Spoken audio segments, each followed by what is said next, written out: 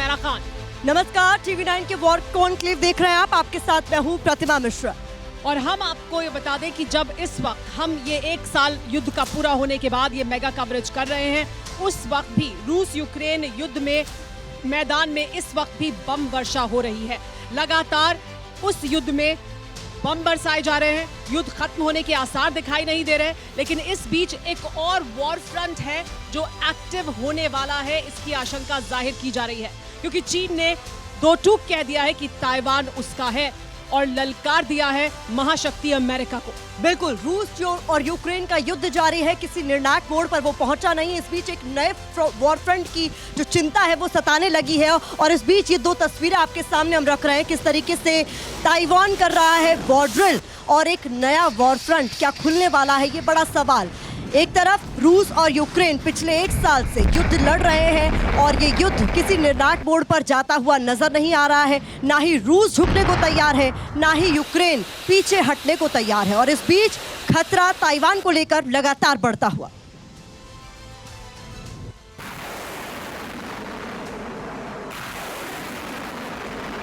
हमारे साथ मेहमान मौजूद हैं यहाँ हमारे स्पेशल कवरेज में, हमारे साथ चर्चा करेंगे। उन मेहमानों से चर्चा की शुरुआत करें, और सिर्फ यही नहीं, दुनिया के कोने कोने से हमारे साथ मेहमान जुड़ेंगे। TV9 भारतवर्ष संवाददाता जो ग्राउंड जीरो पर मौजूद हैं, जहां पर भी इस वक्त अहम घटनाक्रम जारी है, उन सब से बात करें। उससे पहले इस वक्त की बड़ी खबर आपको दिखा देते हैं, और ये बड़ी खबर बड़ी चिंता की खबर है जो चाइना और ताइवान से जुड़ी हुई है। जो बड़ी खबर सामने आ रही है उसमें यह कि चीन ने कहा है कि ताइवान हमारा ही हिस्सा है। चीन ने एक बार फिर दोहराया है वही बात जो वो लगातार कहता रहा है। ताइवान पर स्पष्टीकरण दे अमेरिका, ये कहा है चीन ने, क्योंकि अमेरिका हथियारों की सप्लाई और ज्यादा करने की बात कर रहा है।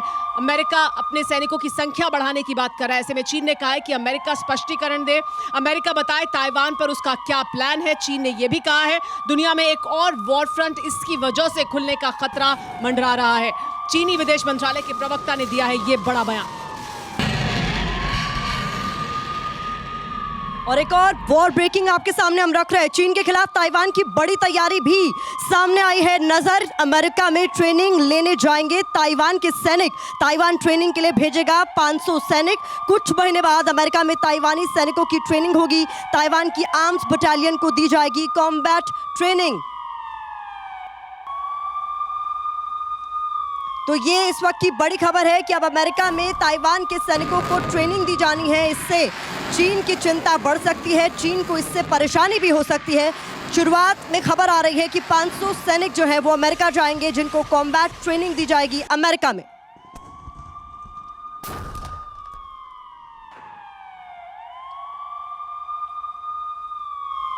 लेकिन चीन बयान दे रहा है तो ताइवान भी पीछे नहीं है। ताइवान ने कहा है कि अगर चीन हमला करेगा, चीन अगर ताइवान की तरफ आंख उठाकर देखेगा तो अंत तक लड़ेंगे। ताइवान ने यह साफ तौर पर कह दिया है। ताइवान के रक्षा मंत्री चू को-चेंग ने बड़ा बयान दिया है। चीन के बयान पर ताइवान ने पलटवार किया है, लेकिन ताइवान में ही मौजूद है TV9 भारतवर्ष संवाददाता सुरभि का एक्सक्लूसिव वॉक थ्रू और एक बहुत स्पेशल रिपोर्ट। आइए आपको दिखाते हैं सीधे ताइवान से।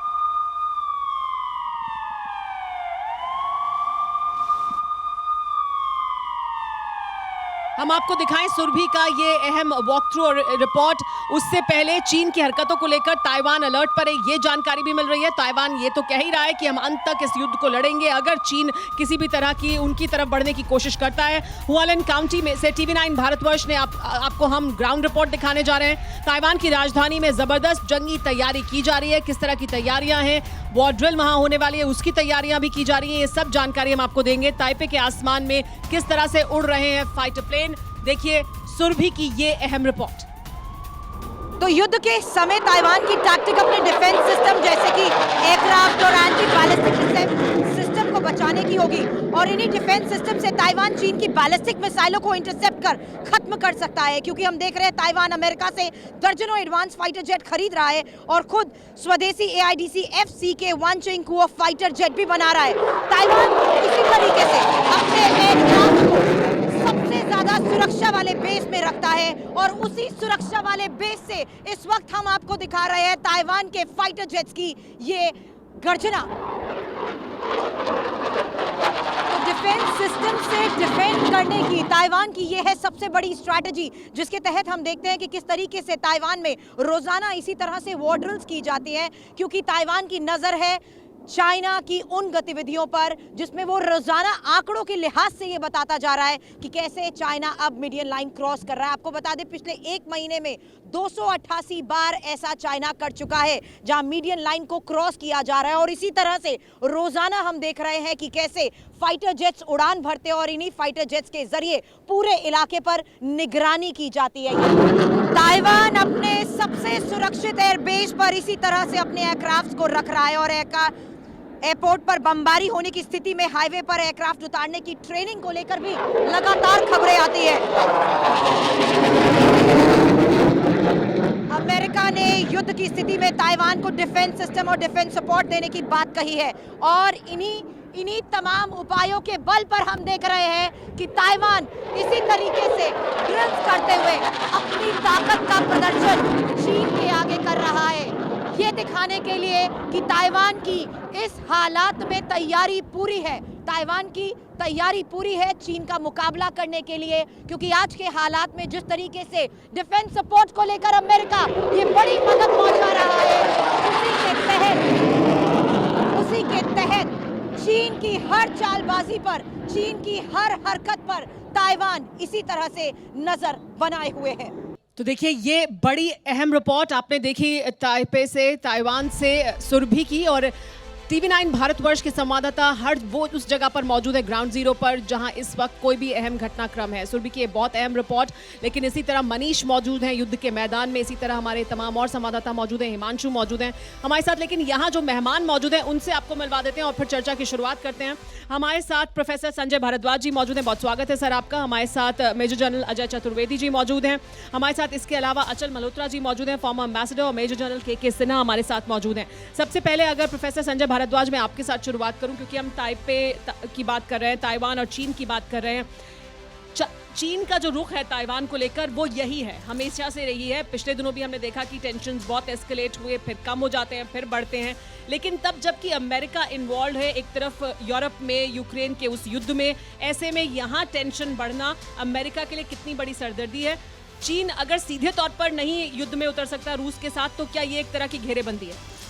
आप इसको परिप्रेक्ष्य में देखते हैं, अगर आप कोल्ड वॉर पूरा पॉलिटिक्स देखते हैं पिछले 50 साल 60 साल का, तो आप देखते हैं कि अमेरिका का यूरोप में भी प्रभाव था और साउथ ईस्ट एशियन कंट्रीज़ में, चाहे वो जापान, साउथ कोरिया या पूरे south east Asian Vietnam, Philippines लेके।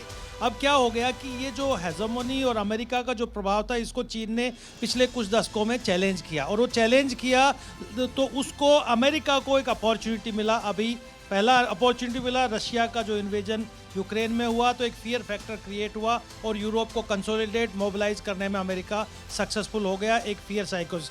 वही काम अब जो आक्रांत नीति है चीन की, वो चाहे साउथ चाइना सी हो, चाहे वो ताइवान के इशू पे हो, चाहे वो और बाकी क्षेत्रों में अपना जो क्लेम कर रहा है और रिविजनिस्ट बन रहा है, तो एक फियर साइकोसिस एक फियर फैक्टर क्रिएट हो रहा है इस क्षेत्र में भी। और आज आप देखिए कि जापान ने अपना डिफेंस बजट बढ़ा दिया।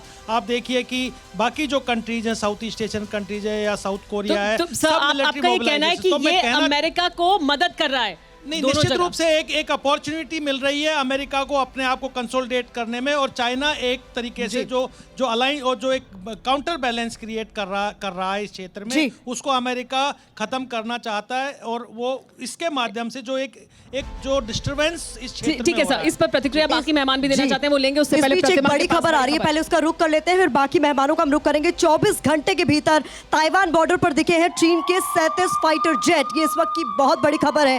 ताइवान के पास चीन ने 6 वॉरशिप भी भेजे हैं। ताइवान के एयर डिफेंस जोन में घुसे हैं चीनी जेट्स, जो कि चिंता बढ़ा देने वाली खबर है, और ये इस वक्त की बड़ी खबर है। 24 घंटे में ताइवान बॉर्डर पर दिखे हैं चीन के 37 फाइटर जेट। समय समय पर चाइना की ओर से ये मैसेज देने की कोशिश की जा रही है अमेरिका को भी, और ये तस्वीरें भी आपके सामने हैं जो हम आपको बार बार दिखा रहे हैं। जनरल चतुर्वेदी, जब तक हम ये पिक्चर्स दिखा रहे हैं, मैं ये पूछना चाहती हूँ, जितनी क्रिटिसिज्म चीन की विस्तारवादी नीति की होती है समय समय पर, उतनी चर्चा क्या अमेरिका को लेकर होनी नहीं चाहिए कि अमेरिका ने जहाँ जहाँ भी टांग अड़ाई, वहाँ वहाँ हमने सिर्फ बर्बादी देखी, जहाँ जहाँ आप इन्वॉल्व हुए वहाँ वहाँ एक पूरा देश बर्बाद हो गया। आप अपना माइक सर, माइक यूज कीजिए। एक चीज़ मैं बताना चाहूँगा ताइवान की इम्पोर्टेंस अमेरिका की सिक्योरिटी मैट्रिक्स में, अगर जो पहले उसकी आइलैंड चेन है उसमें ताइवान है, अगर ताइवान कल को गिर गया और चाइना के साथ चला गया तो नेक्स्ट उसका जो टारगेट होगा वो होगा गुआम, जो कि अमेरिकन टेरिटरी है पैसिफिक में। तो अमेरिका ताइवान को लाइटली ले ही नहीं सकता, ये बहुत ज़रूरी है। नंबर वन, जो ये बहुत इम्पोर्टेंस है ताइवान की। दूसरा तो कंप्लीट जो उससे चाइना का के ऊपर आप प्रेशर डाल सकते हो, उनका 71% जो ट्रेड है वो साउथ चाइना सी से है। अगर ताइवान पे अमेरिका इन्फ्लुएंस रहता है तो चाइना घबराया है, लेकिन अगर कल ताइवान उनके पास चला गया तो स्वच्छंद हो गए। नंबर 2, नंबर 3 जो आपने सवाल पूछा, अमेरिका विस्तारवादी है और दुनिया की पूरी प्रेस वो नैरेटिव वो क्रिएट करते हैं, चाहे वो वियतनाम था कल, उसके पहले कोरिया था, वो आज भी वही कर रहे हैं कि हम स्वतंत्रता के लिए, किसकी स्वतंत्रता के लिए, क्या उन्होंने क्या किया था साउथ अमेरिका में, क्या उन्होंने क्या किया ईरान के साथ। तो ये सब जो अमेरिका बोलते हैं उनकी बातों पे बहुत ज़्यादा ध्यान नहीं देना चाहिए। ये लिबर्टी शिवर्टी की बातें जो वो करते हैं वो बिल्कुल ही जिसको कहा जाए कि हॉलो बात है, डबल टॉक है। और अमेरिका जहां गया है उन्होंने नुकसान ही कराया है। अचल जी इस पर प्रतिक्रिया देना चाहते हैं, समय आऊंगी आपके पास, उससे पहले एक बड़ी खबर ले लेते हैं, फिर आपकी प्रतिक्रिया लेंगे। बड़ी खबर ज़ेलेंस्की के बयान से जुड़ी हुई है। 1 साल पूरा हुआ है उस युद्ध की शुरुआत का, वो जो आक्रमण किया रूस ने यूक्रेन पर। ज़ेलेंस्की ने लेकिन बड़ा बयान दिया है, उन्होंने कहा है कि युद्ध का 1 साल पूरा हुआ है। 24 फरवरी 2022 यानी आज से ठीक 1 साल पहले का जो दिन था वो उनके जीवन का सबसे लंबा दिन था, ये कहा है ज़ेलेंस्की ने। न डरे न भागे, दुश्मन का हमने सामना किया है, दुश्मन को पूरी ताकत से जवाब दिया है, कहा है ज़ेलेंस्की ने। हम दुनिया की बड़ी सैन्य ताकत बनेंगे, इसका भी उन्होंने भरोसा जताया है, यानी दुनिया की सबसे बड़ी सैन्य ताकत भी हम बनकर दिखाएंगे। क्या कुछ कहा ज़ेलेंस्की ने, सुनिए आप भी। हम लड़े और निडर होकर लड़े। रूस ने कहा कि यूक्रेन 72 घंटे के अंदर खत्म हो जाएगा, लेकिन 1 साल पूरा हो चुका है। हम अब भी लड़ रहे हैं, हम मजबूत हैं, हम कुछ भी कर सकते हैं, हम किसी को भी हरा सकते हैं।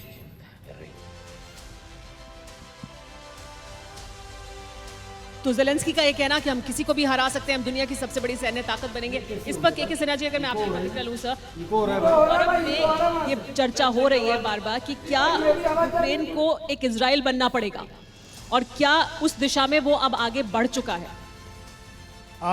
देखिए, जो आप ट्रांस अटलांटिक के ऊपर में जद्दोजहद देख रही हैं, ये कोई यूक्रेन का इमरजेंस का नहीं है, कोई यूक्रेन ने ऐसा नहीं है। यूक्रेन हैज़ गॉट मास्टर्स, वो उनके हाथ में खेलते हुए लोग हैं।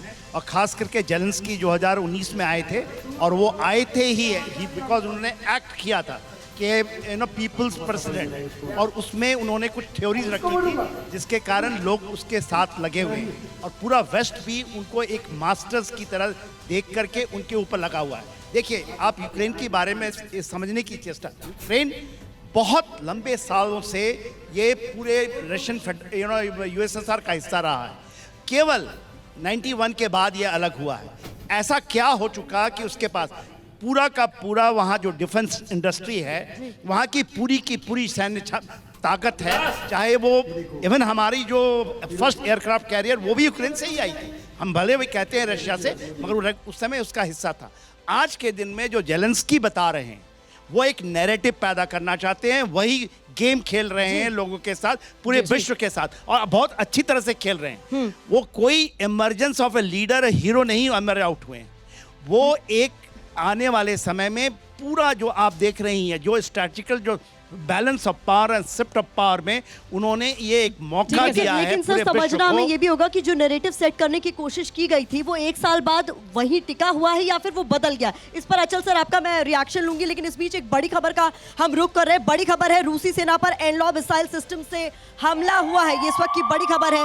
रूसी टैंकों पर कहर बनकर टूट रही है एनलॉ मिसाइल सिस्टम। ये वही मिसाइल सिस्टम है जो ब्रिटेन ने मुहैया कराया है। ब्रिटेन ने यूक्रेन को दिया है ये घातक एनलॉ system, short range anti tank guided missile system है एनलॉ, जिससे हमला किया गया है। ये इस वक्त की बहुत बड़ी खबर। तस्वीरें भी आप इस वक्त देख रहे हैं किस तरीके से एनलॉ मिसाइल सिस्टम का इस्तेमाल किया जा रहा है। अभी बड़ी खबर पोलैंड से। देखिए किस तरह से रूस के खिलाफ दुनिया में खेमेबाजी हो रही है, लामबंदी हो रही है, उसकी तस्वीरें पोलैंड से सामने आई हैं। पोलैंड के वॉर्सो में रूस के खिलाफ प्रदर्शन हुआ है। पोलैंड के वॉर्सो में रूसी डिप्लोमेट को सुबह 6 बजे जगाया गया, और कैसे जगाया गया वो बताते हैं आपको। धमाकों की आवाज़ और सायरन से उन्हें सुबह 6 बजे जगाया गया। ये जो प्रदर्शन था वो मानवाधिकार कार्यकर्ताओं द्वारा किया गया, एक अलग तरह का विरोध प्रदर्शन, जिसमें उन्हें बताया गया कि कैसी जीवन बिता रहे हैं लोग युद्ध क्षेत्र में।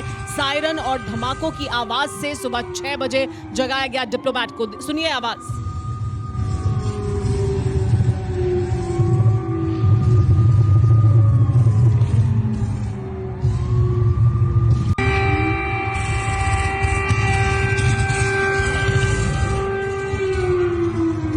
तो लगातार हैवी फाइटिंग का गवाह रहे खार्किव से भी एक बड़ी खबर आई है। यूक्रेन के खार्किव में सेना ने जबरदस्त पलटवार किया है। यूक्रेनी ने रूसी यूएवी को मार गिराया। यहाँ पर एयर डिफेंस सिस्टम से यूएवी को नष्ट कर दिया गया है। ये बड़ी खबर है। मलबा गिरने से खार्किव के जंगलों में काफी दूर तक आग लग गई है। उससे जुड़ी हुई तस्वीरें भी आपके सामने हैं। ये तस्वीरें आप देख रहे हैं जो खार्किव रीजन से सामने आ रही है, जहां पर एयर डिफेंस सिस्टम से यूएवी को नष्ट कर दिया गया है और इसके बाद जंगलों में काफी दूर तक आग लग गई है। इसके बाद आपको बताएं युद्ध क्षेत्र में क्या कुछ चल रहा है। वैगनर आर्मी ने बेरखेवका गांव पर कब्जा करने का दावा कर लिया है। उन्होंने कहा है कि यूक्रेन का बेरखेवका गांव, उस पर वैगनर आर्मी ने कब्जा किया है, उसकी जानकारी उन्होंने दी है। बाखमुत के उत्तर पश्चिम में है ये बेरखेवका गांव, और यहां पर वैगनर ग्रुप ने कब्जा किया है। वैगनर चीफ येवगेनी प्रिगोजिन ने कब्जे का दावा किया है। प्रिगोजिन ने कहा यूक्रेन के बेरखेवका पर इस समय वैगनर ग्रुप का कब्जा है, यानी पूरी तरह से बाखमुत के उत्तर पश्चिम का ये गांव अब रूस के कब्जे में है।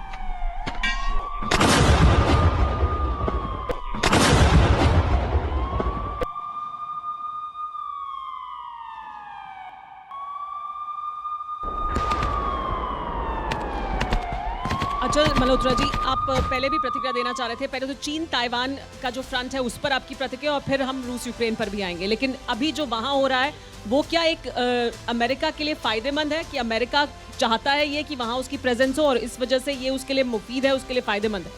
नहीं, देखिए उस आवाज़ आ रही? जी आ रही है। देखिए पूरा रीजन, जैसे कि मेरे को पैनलिस्ट ने समझाया कि ताइवान की बहुत ज़्यादा इंपॉर्टेंस है इंडो पैसिफिक सिक्योरिटी के पॉइंट से, ट्रेड के पॉइंट से, स्ट्रैटेजिक लोकेशन के पॉइंट से, हर पॉइंट ऑफ व्यू से ताइवान बहुत इंपॉर्टेंट है। लेकिन ये एक बड़ी हास्यास्पद स्थिति है। चाइना तो कभी से क्लेम कर रहा है कि Taiwan is a part of China, और उसे तो यहाँ तक खुलेआम कहा है कि एक ना एक दिन उसे अपने साथ इंटीग्रेट करेगा, ज़रूरत पड़ी तो फोर्स का इस्तेमाल भी करेगा। अमेरिका वन चाइना पॉलिसी अभी भी प्रोपेगेट कर रहा है, अभी भी अवॉइड कर रहा है। आप एक तरफ मान रहे हैं कि चाइना का हिस्सा है ताइवान, दूसरी तरफ आप ताइवान को चढ़ा रहे हैं आसमान पे। देखिए अमेरिका की अफगानिस्तान के पास स्ट्रैटेजी और अप्रोच थोड़ी बदली है। इससे पहले इनकी सारी इंटरवेंशंस पे बूट्स ऑन द ग्राउंड हुआ करते थे, ये खुद जाके मरते थे। अब ये एक भी अमेरिकन सोल्जर्स को मरवाए बिना अपने ऑब्जेक्टिव्स को अचीव करना चाहते हैं। उक्रेन को मोहरा बना के ये रशिया को कमज़ोर करना चाहते हैं, ताइवान को मोहरा बना के ये इधर चाइना को इंगेज करना चाहते हैं और उसको कंटेन करना चाहते हैं। तो ये तो उनके ऑब्जेक्टिव्स हैं, और इसका खमियाजा पूरी दुनिया उठाएगी, उठा रही है। हमने देखा ही है, ऑलरेडी इन्फ्लेशन है, फूड सिक्योरिटी है, एनर्जी सिक्योरिटी है, और डिफेंस बजट्स बढ़ रहे हैं। कल को अगर हमें डिफेंस बजट बढ़ाना पड़ेगा तो उसका सीधा असर हिंदुस्तान की जनता के ऊपर पड़ेगा। तो इन चीज़ों को कोई समझ नहीं रहा। और आपने प्रतिभा जी, आपने शायद पहले बात करी थी कि जब अमेरिका इंटरवेन करता है तो फिर वो कुछ सब ठीक है, वो तो फ्रीडम के लिए करता है, वो सॉवरेनिटी, टेरिटोरियल इंटीग्रिटी के लिए करता है। हकीकत यह है कि उसकी सारी intervention mala fide intention regime change के लिए हुई है, या जब ओसामा बिन लादेन ने उनके घर में घुस के मारा तो उसको न्यूट्रलाइज करने के लिए हुई है। लेकिन अचल जी, यूक्रेन के बाद और जो अभी हालात बदले, अफगानिस्तान के बाद खास तौर पर जब ये कहा जाता है कि अब वो स्थिति नहीं है, दुनिया में बहुत कुछ बदल रहा है, रूस और चीन, या चीन की जो ताकत है जिस तरह से बढ़ी है, या रूस अगर यूक्रेन पर इतनी बढ़त अभी बना रहा है और अगर इसे और बड़ा बनाता है तो फिर वो भी एक तरह का रिवाइवल है रूस का भी। रूस रिवाइवल कर रहा है, चीन ताकतवर हो रहा है, और दोनों एक दूसरे के करीब भी आ रहे हैं। तो वर्ल्ड ऑर्डर क्या उस तरह का रह गया है जो अमेरिका चाहता है वैसे ही वर्ल्ड ऑर्डर बदल रहा है, वो बदल गया है या बदल रहा है, काफ़ी हद तक बदल रहा है। आप इसका रिफ्लेक्शन देखिए, आज यूएन सिक्योरिटी उसमें जनरल असेंबली में जो वोट पड़ा है, अब देखिए किन लोगों ने रशिया की सपोर्ट में वोट किया है। ईरान, नॉर्थ कोरिया, इस तरह की कंट्रीज़ ने तो उसकी फेवर में वोट किया है। किन लोगों ने एब्सटेन किया है, इंडिया, चाइना, साउथ अफ्रीका, जो हम शुरू से ही ब्रिक्स के फॉर्मेट के अंदर मल्टीपोलैरिटी की बात कर रहे हैं। हम हर अपनी स्टेटमेंट में, हर प्रेजेंटेशन में हम कहते हैं कि आज दुनिया को मल्टीपोलर वर्ल्ड की ज़रूरत है। वी डोंट वांट यूनिपोलर और बाइपोलर वर्ल्ड। तो सब अपना, और वो पॉजिटिव सेंस में हम बात करते हैं। यहाँ America is looking for global supremacy. ठीक है सर, इस बीच बड़ी खबर आ रही है, बड़ी खबर का रुख कर लेते हैं। नाटो देशों को टाइफून जेट दे सकता है ब्रिटेन, ये इस वक्त की बड़ी खबर है जो आपके सामने हम रख रहे हैं। ब्रिटेन के रक्षा मंत्री दरअसल बेन वॉलिस की तरफ से ये बयान दिया गया। मिग के बदले टाइफून फाइटर जेट अच्छा विकल्प है, ये कहा गया है। टाइफून जेट यूक्रेन को दिए जा सकते हैं। टाइफून जेट तुरंत तैनात किए जाने का भी दावा किया गया है। ये इस वक्त की बड़ी खबर है। ब्रिटेन के रक्षा मंत्री बेन वॉलिस का बयान सामने आया है जिसमें टाइफून जेट को लेकर ये बड़ी बात कही गई है। तो चतुर्वेदी सर, मैं एक बार फिर से आपका रुख करना चाहूंगी, और जो बात हम कर रहे थे, 1 साल बाद आप किसी को बढ़त मिलते हुए इस युद्ध में देख रहे हैं? कौन कहाँ बेहतर स्थिति में आपको यहाँ नजर आ रहा है? बिल्कुल नहीं, ये यूके का मुझे बहुत ही हंसी आ रही है ये सोच के कि अभी तक वो उन्होंने देखा कि 5 बड़ी कंपनियां जो हैं वो अमेरिकन है, वो हथियार बेच रही हैं, प्रॉफिट बना रही। वो कह रहे अरे हम तो पीछे छूट गए। तो उन्होंने कहा अच्छा जी हम भी अपने फाइटर जेट दे रहे हैं। किसके अगेंस्ट? यूक्रेन। क्या वो रशिया के अगेंस्ट यूज़ होंगे? कभी नहीं यूज़ होंगे। तो इस तरीके से ये जो है ये उनका एक ये बिजनेस प्रॉपोजिशन है, और ये जो वो कर रहे हैं।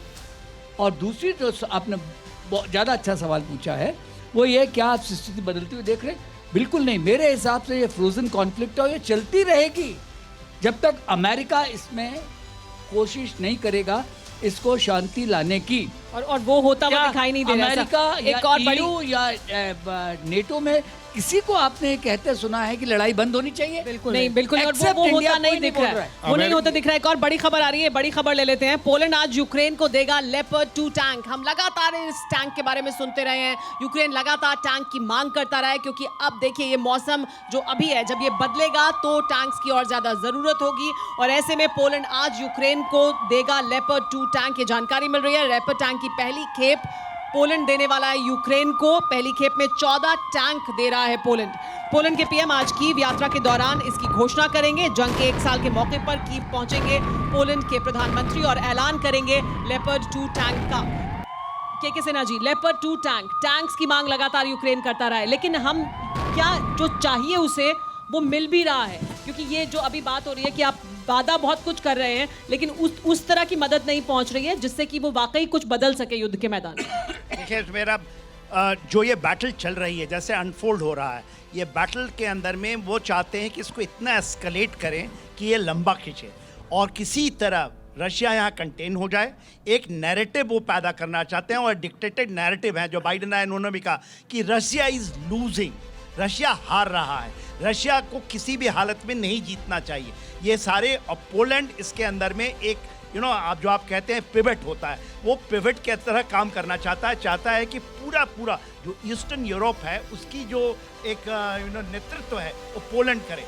और यही जो सबसे बड़ी प्रॉब्लम है अभी जो बात है। देखिए यदि 1 सेकंड है तो मैं बताऊं, जो आपने पहले सवाल किया था इसको पूरे आप उस संदर्भ में देखें कि क्या हो रहा है। ये जो 20वीं सदी थी, ये सदी थी अमेरिका और यूरोप की सदी थी। 21वीं सदी कहा जाता था ये एशिया की सदी है। एशिया में भारत और चाइना को ये माना जाता था, और फिर एक और एंगल आया कि यूरेशिया में, यूरोप में रशिया भी आएगा।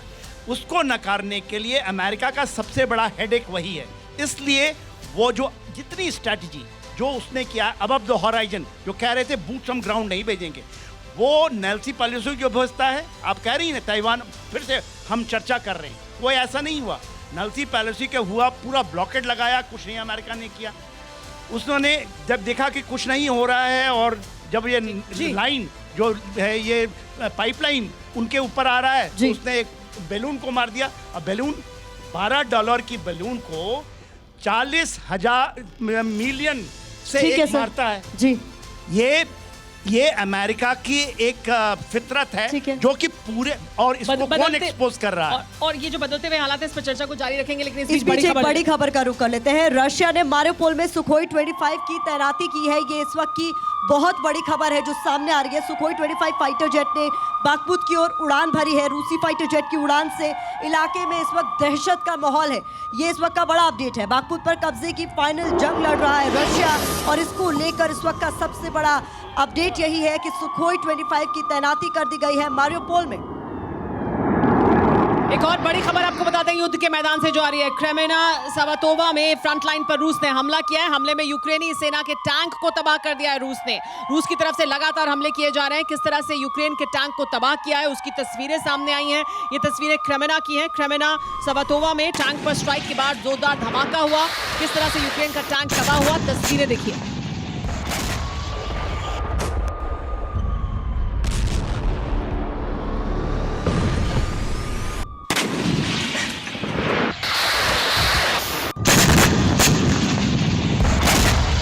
जैसा कि अंदेशा जताया जा रहा था, युद्ध के 1 साल पूरे होते ही क्या कुछ बड़ा करने वाले हैं पुतिन, और ऐसी ही खबरें निकलकर भी सामने आ रही हैं क्योंकि यूक्रेन में कोई बड़ा एक्शन हो सकता है। इसी को देखते हुए बड़ा एक्शन नजर भी आ रहा है। रूस के सुखोई 25 फाइटर जेट एक्शन में नजर आए हैं।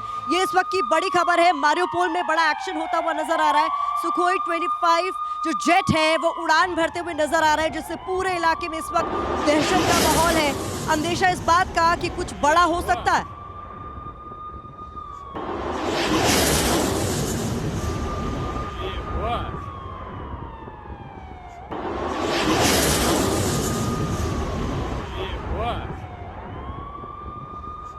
और आपको बताते हैं खेरसौन में क्या हो रहा है। खेरसौन में जहां लगातार युद्ध जारी है रूस और यूक्रेन के बीच, यहां पर यूक्रेन ने रूस की IVF को उड़ा दिया है। खेरसौन में इन्फेंट्री फाइटिंग व्हीकल को तबाह किया है यूक्रेन ने।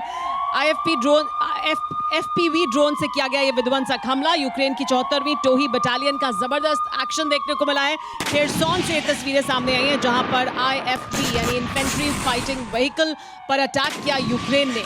रूस को यूक्रेन भी लगातार उन इलाकों में जहां रूस बढ़त बना रहा है या बढ़त बनाना चाहता है, नुकसान पहुंचा रहा है।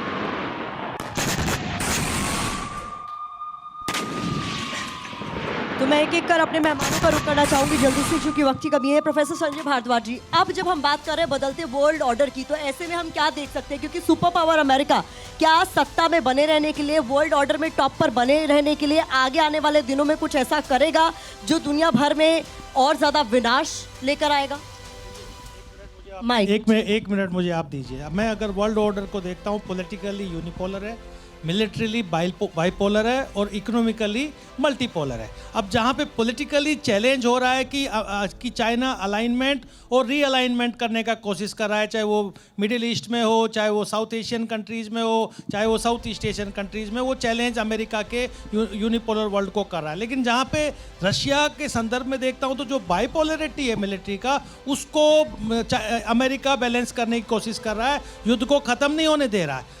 रशिया को यूक्रेन में एग्जॉस्ट करना चाहता है, ख़त्म करना चाहता है, उसकी मिलिट्री पावर को बिल्कुल ख़त्म करना चाहता है। लेकिन जहाँ पे इकोनॉमिक मल्टीपोलरिटी की बात है तो वहाँ पे अमेरिका ने अपने आप को एनर्जी मार्केट ढूंढ लिया, आर्म्स मार्केट ढूंढ लिया, डॉलर मजबूत कर लिया। तो इकोनॉमिकली अगर सबसे ज़्यादा किसी को गेन हुआ इस पूरे एपिसोड में वो अमेरिका को हुआ, और सबसे ज़्यादा नुकसान मिलिट्रीली हुआ तो वो रशिया को हुआ। और जो यूनिपोलर वर्ल्ड की जो मैं बात कह रहा हूँ, चाइना को देखिए, चाइना एक्सपेंशनिस्ट है, विस्तारवादी है, ये खतरा है, ये सबके लिए खतरा है। लेकिन इसको किस तरीके से इसको एडजस्ट करेगा अमेरिका, वो स्ट्रेटेजी ताइवान में इस बीच जब चीन के डिप्लोमेट पहुंचते हैं, वांगी पहुंचते हैं रूस और वहां मुलाकात करते हैं, कहते हैं शी जिनपिंग भी आएंगे। साथ ही हम ये भी देखते हैं कि ऐसा भी चीन नहीं कर सकता क्योंकि उसके लिए सबसे बड़ा मार्केट अमेरिका है, वो अमेरिका से दुश्मनी भी मोल नहीं ले सकता, लेकिन रूस के करीब भी खड़ा दिखाई देता है। तो दरअसल हो क्या रहा है, चाहता क्या है, अगर आप हमारे दर्शकों को बताएं। अचल मल्होत्रा जी। सुमेरा, देखिए, चाइना के लिए थोड़ी सी एक डिफ़िकल्ट सिचुएशन है। इस कॉन्फ्लिक्ट से 10 साल पहले से ही चाइना और रशिया के संबंध काफ़ी गहरे हो गए थे, और ये कॉन्फ्लिक्ट शुरू होने से 1 हफ्ता पहले पुतिन गए थे बीजिंग में, जब उन्होंने एक अनाउंस किया था कि हमारी फ्रेंडशिप जो है हैज़ नो लिमिट्स। और अभी भी उन्होंने रिएटरेट किया है कि हमारी रिलेशनशिप सॉलिड, एक रॉक सॉलिड की तरह है। But at the same time जो उन्होंने अप्रोच ली है, अभी तक उन्होंने भी हमारी तरह कंडेम नहीं किया रशिया को। अब सवाल इकोनॉमिक इंटरेस्ट का जब आता है तो उनके बहुत सारे इकोनॉमिक इंटरेस्ट वेस्ट में भी हैं, अमेरिका में भी हैं। तो इन सबको मद्देनज़र रखते हुए चाइना को बहुत ही एक will have to treat with caution कि कहीं ऐसा नहीं हो जो उसकी आइसोलेशन बढ़ाने की दिशा में जो अमेरिकन और वेस्टर्न काम कर रहे थे उसे एक्सेलरेट नहीं कर रहे। वो रशिया को सपोर्ट करेगा, लेकिन China is too smart, not at the cost of China. मतलब चाइना और इंडिया टाइट रोप वॉक कर रहे हैं Tight rope लगातार walk और वही करते रहेंगे। इस जी। बीच एक बड़ी खबर आ रही है, बड़ी खबर बता देते हैं। पोलैंड बेलारूस बॉर्डर पर टेंशन हाई है। पोलैंड ने बेलारूस बॉर्डर पर लगाए हैं हेजहॉग्स। बेलारूस के टैंकों को रोकने के लिए पोलैंड बॉर्डर पर तैयारी शुरू हो गई है। पोलैंड और बेलारूस के बॉर्डर पर टेंशन अपने चरम पर है। बेलारूस की फौज बॉर्डर पर वॉर ड्रिल कर रही है। पोलैंड में लगातार टेंशन इस वजह से हाई है और लगातार रूस की तरफ से भी ये कहा जाता रहा है कि पोलैंड उसका अगला निशाना हो सकता है, क्योंकि पोलैंड ही वो जगह है जहां से लगातार मदद मिल रही है यूक्रेन को। TV9 भारतवर्ष पर लेकिन ये बड़ी और मेगा कवरेज लगातार जारी है 1 साल पूरा होने के बाद रूस यूक्रेन के युद्ध का। फिलहाल यूक्रेन कुछ देख ले।